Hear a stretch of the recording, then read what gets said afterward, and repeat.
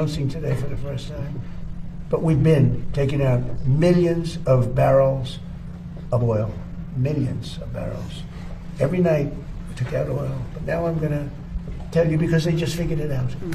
So now that they figured it out, I can tell you. It was very hard for me. I wanted to say it so badly, but I didn't want to ruin it. But it was very hard. But millions of barrels of oil has come out. യുദ്ധത്തിനിടയിൽ മോഷണവും നടക്കുന്നു.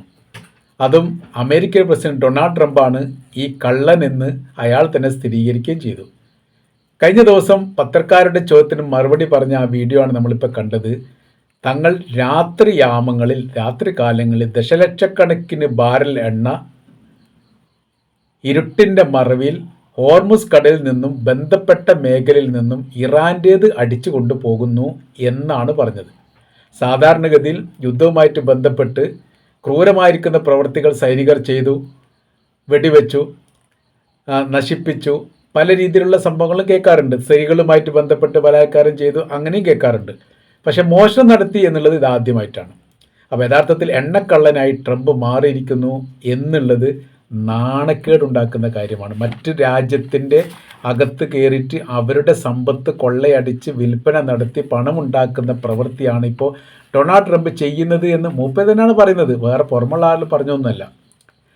അപ്പോൾ ഈ ലൈറ്റുകൾ of, അയാൾ പറയുന്ന കാര്യം ഇങ്ങനെയാണ്: ദശലക്ഷക്കണക്കിന് barrel എണ്ണ രാത്രി കാലങ്ങളിൽ ലൈറ്റുകൾ ഓഫ് ചെയ്തുകൊണ്ട് അമേരിക്ക കട്ടുപോകാറുണ്ട്. കട്ട് എന്ന് മാത്രം പ്രയോഗിക്കില്ല, ഞങ്ങൾ എടുത്തിട്ടുണ്ട്, എടുക്കാൻ ഞങ്ങൾക്ക് സാധിക്കുമെന്നുള്ള.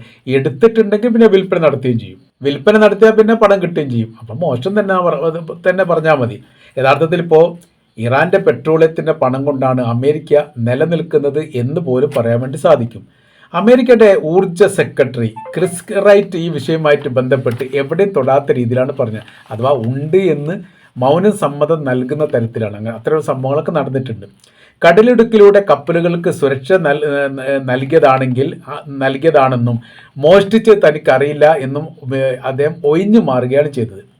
അപ്പോൾ ഈ ട്രംപിൻ്റെ പരാമർശങ്ങളും ഇദ്ദേഹത്തിൻ്റെ പരാമർശങ്ങളും ഘടകവിരുദ്ധമാണ്. എല്ലാ കാര്യവും ഒരേ സമയത്ത് അമേരിക്കക്കാർ ഒരിക്കലും സമ്മതിക്കാറില്ല. പിന്നെ ഘട്ടം ഘട്ടമായിട്ടാണ് ചെറിയ രീതിയിൽ അങ്ങനെയൊക്കെ നടന്നു പോയിട്ടുണ്ട് എന്നൊക്കെ സമ്മതിക്കാറാണ് പതിവ്. അവർക്കാണ് ഈ മണ്ടത്തരങ്ങളൊക്കെ പറ്റുന്നതെങ്കിൽ പിന്നീട് അങ്ങനെ ഉണ്ടാവും. ട്രംപ് പൊതുവേദിയിൽ വെച്ച് മീഡിയക്ക് മുമ്പിലും ഈ കാര്യങ്ങൾ ആവർത്തിച്ച് പറഞ്ഞിട്ടുണ്ട്. അതിൻ്റെ കൃത്യത ഭരണകൂടം വിശദീകരിക്കണമെന്ന് പ്രതിപക്ഷം അമേരിക്കയുടെ സർക്കാരിനോട് ആവശ്യപ്പെടുകയും ചെയ്തു. എന്താണ് സംഭവം എന്നുള്ളത്. ഒരു രാജ്യത്തിൻ്റെ പ്രസിഡന്റ് മറ്റൊരു രാജ്യത്തിൻ്റെ അകത്ത് കയറിയിട്ട് അവിടുത്തെ എണ്ണ മോഷണം നടത്തിയിട്ട് വിൽപ്പന നടത്തി പണം ഉണ്ടാക്കുന്നു എന്ന് പറഞ്ഞാൽ അത് നിസ്സാരമായിട്ട് കാണാനൊന്നും സാധിക്കുകയില്ല എന്നുള്ളതാണ്. ലോകത്തിലെ അമേരിക്ക എന്ന് പറഞ്ഞ രാജ്യത്തിന് തന്നെ നാണക്കേടാകുന്ന പ്രവൃത്തിയാണ് ഇപ്പോൾ ചെയ്തത് എന്ന് ചുരുക്കം. ഇപ്പോൾ അമേരിക്കയെക്കുറിച്ച് ഈ യുദ്ധവുമായിട്ട് ബന്ധപ്പെട്ട് ഈ രാഷ്ട്രീയ നിരീക്ഷകർ വിലയിരുത്തുന്നത് എങ്ങനെയാണ്? കൃത്യമായിരിക്കുന്ന കരാർ ലംഘനം. അതിൻ്റെ പേര് അമേരിക്ക അല്ലെങ്കിൽ ഇസ്രായേൽ, അല്ലെ ഒരുമിച്ചെന്ന് പറയാൻ പറ്റും. കളവ് പ്രചരിപ്പിക്കുക, ഇല്ലാത്ത സംഭവങ്ങൾ തന്നെയാണ് പ്രചരിപ്പിച്ചുകൊണ്ടിരിക്കുക. തങ്ങൾക്കൊന്നും പറ്റിയിട്ടില്ല, ഒന്നും പറ്റുകയില്ല, അവർക്കാണ് പറ്റിയത്, അവർക്ക് പറ്റിക്കൊണ്ടിരിക്കുന്നു, 4 ആഴ്ച മതി യുദ്ധം അവസാനിപ്പിക്കാൻ, ഞങ്ങളെ സംബന്ധിച്ചെല്ലാം കൃത്യമാണ്, പുതിയൊരു ഭരണ സംവിധാനം വരാൻ പോകുന്നുണ്ട്, ഇറാൻ്റെ പെട്രോളിയവുമായിട്ട് ബന്ധപ്പെട്ട കാര്യത്തെക്കുറിച്ച് നിയന്ത്രണം നടത്തുന്നത് ഞങ്ങളാണ്, എങ്ങനെയാണോ വെനിസ്വേലയിൽ നടത്തിയത് സമാനമായ രീതിയിലുള്ള കാര്യങ്ങളൊക്കെ അവിടെ നടക്കും, എല്ലാം ക്ലിയറാണ്, പ്രശ്നങ്ങളൊന്നുമില്ല, അവരെ ഞങ്ങൾ കൂട്ടക്കൊല ചെയ്യും, ഇല്ലായ്മ ചെയ്യും, ഞങ്ങളുടെ കൺട്രോളിലാണ് ഇപ്പോൾ ഉള്ളത്, ഏത് സമയത്തും കൊലപ്പെടുത്താൻ പറ്റും. ഈ തരത്തിലുള്ള വ്യത്യസ്തമായിരിക്കുന്ന പ്രസ്താവനകൾ വ്യത്യസ്തമായിരിക്കുന്ന സമയങ്ങളിൽ മൂപ്പരികൾ നടത്തിയിട്ടുണ്ട്. ഒന്നും യാഥാർത്ഥ്യമാക്കാൻ വേണ്ടി സാധിച്ചിട്ടില്ല. അവിടെ കൊല നടത്തി എന്നതൊഴിച്ചാൽ. പിന്നെ ചതിക്കുക എന്നുള്ളത്, അതേപോലെ തന്നെ മോഷണം നടത്തുക എന്നുള്ളത്, അതിനൊപ്പം കരാർ വ്യവസ്ഥ ലംഘിക്കുക എന്നുള്ളത്, ഇതൊക്കെ അവരുടെ പാരമ്പര്യമായിട്ടുള്ള അവർ കൈമാറി വരുന്ന ഒരു പ്രവൃത്തിയാണ് എന്നുള്ള കാര്യത്തിൽ സംശയമില്ല. ആ പ്രവർത്തനങ്ങളാണ് ഇപ്പോൾ നടന്നുകൊണ്ടിരിക്കുന്നതെന്ന് ചുരുക്കം. ഇപ്പോഴത്തെ യുദ്ധവുമായിട്ട് ബന്ധപ്പെട്ട് 2ാം ഘട്ടം തുടങ്ങുന്നത് അപ്പാച്ചി ഹെലികോപ്റ്റർ വെടിവെച്ച് വീഴ്ത്തിയാണ്. അപ്പാച്ചി ഹെലികോപ്റ്റർ യഥാർത്ഥത്തിൽ യുദ്ധവിമാനത്തിനുള്ള എല്ലാ സജ്ജീകരണങ്ങളും എല്ലാവിധ സുരക്ഷാ സംവിധാനമുള്ള ഹെലികോപ്റ്ററാണ്. സംഭവം 2 ആളെ അതിൽ യാത്ര ചെയ്യാൻ പറ്റൂ എങ്കിൽ പോലും അത് ഈ മിസൈൽ ആക്രമണം നടത്തിയിട്ട് മറ്റു ദേശത്തെ ആക്രമിക്കാൻ വേണ്ടിയിട്ട് സാധിക്കും, രഹസ്യമായിരിക്കും നിരീക്ഷണം നടത്താൻ വേണ്ടി സാധിക്കും, റഡാറിൽ കുടുങ്ങാത്ത രീതിയിൽ അത് പറക്കാൻ വേണ്ടി സാധിക്കും. ഒരുപാട് പ്ലസ് പോയിന്റുകൾ ഉള്ളതാണ് യഥാർത്ഥത്തിൽ ഈ ഹെലികോപ്റ്റർ എന്ന് പറഞ്ഞത്. അത് ഇറാന് ആക്രമിച്ച് തകർത്തു എന്നുള്ളതല്ല. ഇപ്പോഴും അമേരിക്കയ്ക്ക് അത്ഭുതപ്പെടുത്തിയിരിക്കുന്ന കാര്യം എങ്ങനെ തകർക്കാൻ സാധിച്ചു എന്നുള്ള, എന്ത് ഉപയോഗിച്ചിട്ടാണ് തകർത്തത് എന്നതിനെക്കുറിച്ച് ഇപ്പോൾ പഠനം നടക്കുകയാണ്. കാര്യം എന്ന് പറഞ്ഞാൽ ഒരു 40 മുതൽ 100 കിലോമീറ്റർ ചുറ്റളവിൽ ഈ ഹെലികോപ്റ്ററുമായിട്ട് ബന്ധപ്പെട്ട് ഏതെങ്കിലും മിസൈലുകൾ വരികയാണെങ്കിൽ അത് കാണാൻ വേണ്ടി സാധിക്കുന്ന രീതിയിലുള്ള സംവിധാനം അതിനുണ്ട്. അപ്പോൾ ഇവർ ഇത്രയും അടുത്തു നിന്നാണോ ആക്രമിച്ചത്, അതല്ലെങ്കിൽ ദൂരത്തുനിന്ന് ആക്രമിച്ച് ഇവർ കാണാൻ പറ്റാതെ പോയതാണോ എന്നുള്ളതൊക്കെ വിഷയമാണ്. മാത്രമല്ല അതിൽ 2 പൈലറ്റുമാർ, പൈലറ്റും കോ പൈലറ്റും രക്ഷപ്പെട്ടു. ഹോർമുസ് കടലിലാണ് ആ ഹെലികോപ്റ്റർ വീണതെന്ന് പറയുന്നു.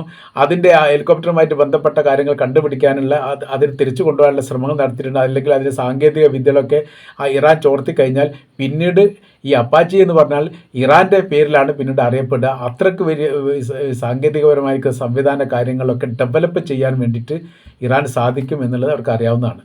പിന്നെ അടുത്ത വിഷയം എന്ന് പറഞ്ഞാൽ 2 പൈലറ്റുമാർ വളരെ പെട്ടെന്ന് തന്നെ അമേരിക്കയുടെ സ്പീഡ് ബോട്ടിലോ മറ്റോ രക്ഷപ്പെട്ടു എന്ന് പറയുന്നു. പക്ഷേ അവർ രക്ഷപ്പെട്ടിട്ടുണ്ടോ, ആരാണ് ഇതിൽ കുടുങ്ങിയത്, എങ്ങോട്ടാണ് കൊണ്ടുപോയത്, അതിനെക്കുറിച്ച് ഒരു വിവരം ഇതുവരെ വന്നിട്ടില്ല. ഒരു റിപ്പോർട്ട് പുറത്ത് വന്നിട്ടുണ്ട്, രക്ഷപ്പെട്ടു എന്ന് മാത്രം.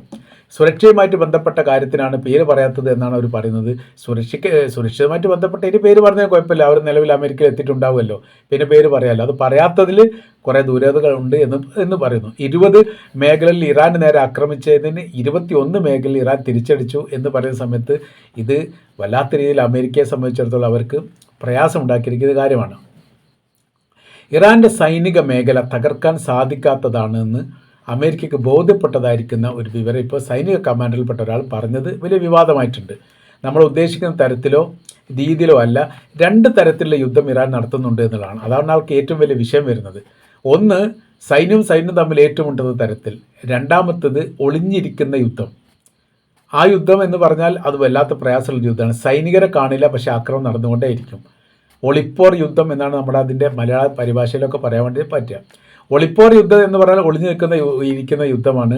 സൈനികരെ കാണൂല, സൈനികർ മുന്നേറുന്ന സമയത്ത് ഇങ്ങനെ ടപ്പടയെന്ന് പറഞ്ഞിട്ട് വെടിയോ ഒച്ചകൾ കേൾക്കും, അല്ലെങ്കിൽ സൈനികർ കൊല്ലപ്പെടുന്നതാണ് പിന്നെ കാണാൻ വേണ്ടി സാധിക്കുക. ഈ 2 മുറകളും അവർ പ്രയോഗിക്കുന്നുണ്ട്. അടുത്തത് എന്ന് പറഞ്ഞാൽ അവരുടെ ആയുധ സംവിധാനങ്ങളെല്ലാം അണ്ടർഗ്രൗണ്ടാണ്, ഭൂമി തുരന്നുകൊണ്ട് വെച്ചതാണ്. എവിടെ, എങ്ങനെ, ഏത് തരത്തിൽ എന്നതിനെക്കുറിച്ച് ഇപ്പോഴും യാതൊരു വിവരം കിട്ടിയിട്ടില്ല. ആ കാര്യത്തെക്കുറിച്ചൊക്കെ അന്വേഷണം നടത്തിയിട്ടെന്ത് കാലം 2 കൊല്ലം ഇപ്പോൾ ഹമാസിൻ്റെ ആയുധം തിരഞ്ഞുകൊണ്ട് ഇസ്രായേൽ നടക്കുന്നു. ഇപ്പോഴും കണ്ടുപിടിക്കാൻ പറ്റിയിട്ടില്ല.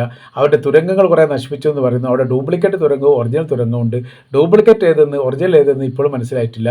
250ഓളം ബന്ദികൾ ഹമാസിൻ്റെ കൈവശത്തിൽ ഏകദേശം 2 കൊല്ലത്തിനടുത്ത് അവർ അവിടെ വെച്ചിട്ട് പോലും അത് എല്ലാ തരത്തിലുള്ള പ്രയോഗങ്ങൾ നടത്തിയിട്ടും തന്ത്രങ്ങൾ മെനഞ്ഞിട്ടും അവരുടെ സാങ്കേതിക സംവിധാനങ്ങൾ ഉപയോഗിച്ചിട്ടും ഒരാളെ പോലും യഥാർത്ഥത്തിൽ കണ്ടെത്താൻ വേണ്ടി സാധിച്ചിട്ടില്ല എന്ന നാണക്കേടുപ്പ് അവർക്കുണ്ട്.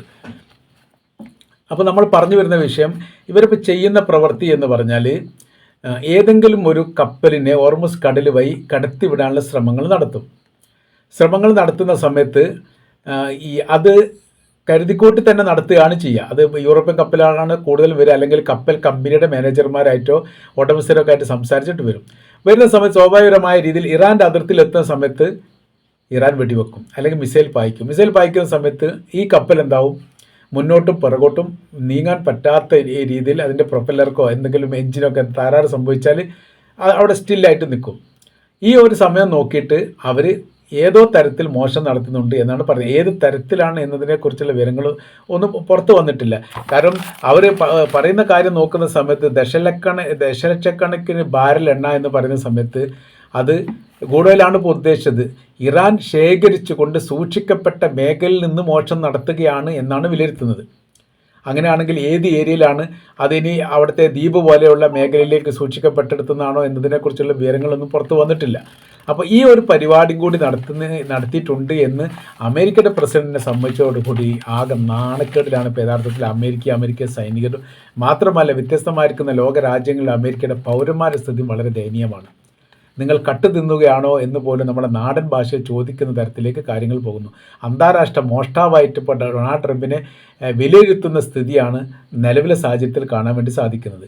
അപ്പോൾ ഒരു യുദ്ധം മാത്രം, ഇത് യുദ്ധവുമായിട്ട് ബന്ധപ്പെട്ട വിഷയങ്ങൾ ഒരുപാടുണ്ട്. കാര്യം എന്ന് പറഞ്ഞാൽ ഒറ്റയ്ക്കൊരു യുദ്ധം നടത്തിയിട്ട് അത് വിജയിച്ചെടുക്കുക എന്ന് പറഞ്ഞാൽ അമേരിക്കയെ സംബന്ധിച്ച് വലിയ പ്രയാസം, അവർക്ക് താല്പര്യമില്ലാത്തതാണ്. പിന്നെ അവർ കണക്ക് കൂട്ടിയെന്ന് പറഞ്ഞാൽ അറേബ്യൻ രാജ്യങ്ങൾ കൂടെ നമ്മൾ നിൽക്കും, യൂറോപ്യൻ രാജ്യങ്ങൾ അങ്ങനെ തന്നെ നിൽക്കും, മറ്റ് ആഫ്രിക്കൻ രാജ്യങ്ങൾ തങ്ങൾക്ക് പിന്നുള്ള രാജ്യങ്ങൾ നിൽക്കും. അവർ കൂട്ടായിരിക്കുന്ന ഒരു രാജ്യങ്ങളുടെ നടുക്ക് നിന്നിട്ട് ഹീറോ പരിവേഷത്തോടു കൂടി ഇറാൻ എന്ന് പറയുന്ന മൂന്നാം ലോക രാജ്യത്തെ അടിച്ച് താഴെ വിട്ടിട്ടുകൊണ്ട് അവിടെ എന്ത് ചെയ്യും, അത് പുതിയ ഭരണത്തെ അധികാരത്തിലേറ്റുക എന്നുള്ളതായിരിക്കും അവരുടെ സ്വപ്നം. വെനിസ്വല മോഡൽ, വെനിസ്വലയിലും വലിയ രീതിയിലുള്ള സഹായം മറ്റ് പല രാജ്യങ്ങളും ചെയ്തു കൊടുത്തിട്ടുണ്ട് എന്ന് പറയുന്നു. അത് പ്രതിരോധിച്ചത് ചൈനയാണ് ഒരു പരിധിവരെ എന്ന് പറഞ്ഞാൽ അവരെക്കുറിച്ചുള്ള പരമാവധി മുന്നറിയിപ്പുകളൊക്കെ നൽകിയിട്ടുണ്ട്. പക്ഷേ അവിടേക്ക് ചൈനക്കും റഷ്യക്കും വലിയ ഫാൾട്ട് വന്നിട്ടുണ്ട് എന്നുള്ളത് കൃത്യമാണ്. ഫാൾട്ട് എന്ന് പറഞ്ഞാൽ 100ഓളം യുദ്ധവിമാനങ്ങൾ അന്നത്തെ ദിവസം ഈ വെനിസ്വലയുടെ പ്രസിഡന്റ് തട്ടിക്കൊണ്ടുപോകുന്ന സമയത്ത് ആകാശത്തൂടെ നിരീക്ഷണം നടത്തിയിട്ടുണ്ട്. ആ നിരീക്ഷണം നടത്തുന്ന വിവരങ്ങൾ കൃത്യമായ രീതിയിൽ കണ്ട് മനസ്സിലാക്കിയിട്ട് വിവരങ്ങൾ വെനിസ്വല കൊടുക്കുന്ന കാര്യത്തിൽ റഷ്യയും ചൈനയും പരാജയപ്പെട്ടു. എന്നാൽ അതുകൊണ്ടൊരു ഗുണമുണ്ടായി.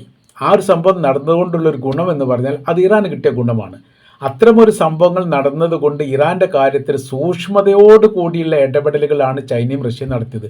ഒരിക്കൽ പോലും ഇറാൻ എന്ന് പറയുന്ന രാജ്യം താഴെ വീഴാൻ പാടില്ല എന്ന് ഉറപ്പിച്ചു കൊണ്ടുള്ള പ്രവൃത്തിയിലൂടെ അവർ മുന്നേറിയത് കൊണ്ടാണ് ഇറാന് പിടിച്ചു നിൽക്കാൻ വേണ്ടി സാധിക്കുന്നത്. അപ്പോൾ വെനിസ്വല വീണത് കൊണ്ട് ഇറാന് ഗുണമുണ്ടായി എന്ന് പറയാൻ വേണ്ടി സാധിക്കും. ഏതായിരുന്നാലും ഇപ്പോഴത്തെ വളരെ പ്രാധാന്യമുള്ള ചർച്ച എന്ന് പറഞ്ഞിട്ടാണെങ്കിൽ എണ്ണക്കട്ട ട്രംപിനെ കുറിച്ചുള്ളതാണ്. അത് എല്ലാ കാലത്തും സ്ഥായിയായി നിലനിൽക്കുന്ന ഒരു എണ്ണക്കള്ളനായിട്ട് ഓട്ടോമാറ്റിക്കായിട്ട് ഡൊണാൾഡ് ട്രംപ് മാറിയിട്ടുണ്ട് എന്ന് ചുരുക്കം.